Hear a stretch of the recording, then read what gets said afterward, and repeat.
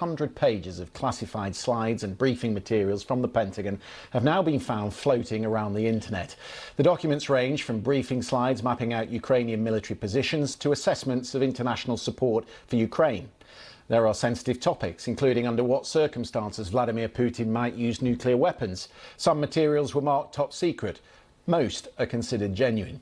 These secrets were sitting on the open web on a Discord server for a month, and nobody noticed. And the truth is, US officials are in the dark as to how much more there is out there. The former NSA contractor Edward Snowden stole over 1 million documents, so it seems reasonable enough to presume that whoever did post them has more of it. We're very pleased to say that tonight Mike Turner, the chairman of the House Permanent Select Committee on Intelligence, joins us from Washington.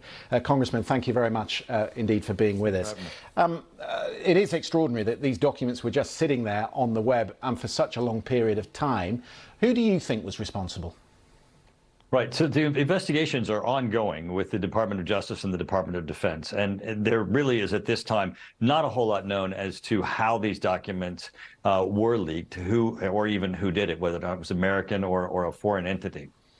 Even though these documents were in a form where they were photographed and then posted, which would lend itself to think that someone had actual possession of these documents, it could still be a hack that had occurred.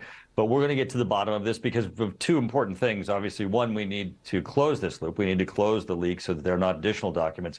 And two, get an understanding of what really is the damage that has occurred so that we can do an assessment of what changes we need to make in policy and how we need to help Ukraine. How do you shut it down?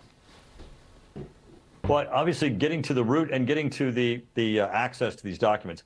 Obviously, when you look at these documents, you can tell from their origins, who has and what levels of access that there are. And as we certainly make changes to them and change policies, restricting additional access to them can help make certain that additional changes, additional policy effects are not leaked.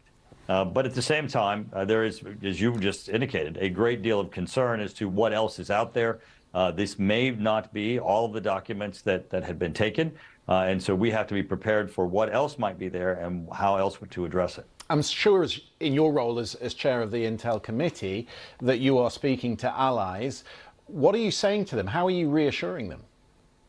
Well, you know, everybody has, of course, at one time or another experienced a leak or documents that have been out. And certainly Russia throughout the entire conflict in Ukraine has had that. And we've tried to assist making public what Russian policies is, what Russian plans might be in order to be able to counter them and even to deter Russia from some of the actions that they're taking. But I think mostly as we talk to those who depend upon our being able to control our secrets or that we share our secrets with and our allies, they're understanding that we're working diligently to close this leak, to respond to the risks associated with these documents being out there, but more importantly, changing then the policies and the actions and working with Ukraine and our allies so that these remain a static picture and not a fluid presentation of what's going to happen in Ukraine. But you'll be aware that after Snowden, the row over presidential records, some of the things President Trump revealed when he was in office, would you accept that there is an extraordinarily cavalier attitude towards classified material in America? I mean, to many people, there is too much access to these documents and too little regard to how it's stored. Yeah, I wouldn't go that far. I would say, though, that you have seen most recently, both with Trump, President Biden, and with Vice President Pence, where when there has been, you know, a change in who occupies what office, that there have been documents that have gotten lost or have been mishandled, misstored. And as you know, where that is being addressed, it certainly was very disappointing to everyone in Congress when we heard that. But the other aspect is that the United States, because we work so closely with allies, we are in the process of both gathering intelligence, but also disseminating intelligence. The whole aspect of the importance of intelligence is making sure that it's actionable, that it gets in the hands of those who can translate it into to-do lists, and that includes our allies. Mike Turner, Chairman of the House Intelligence Committee, thank you very much indeed for being with us this evening. Thank you.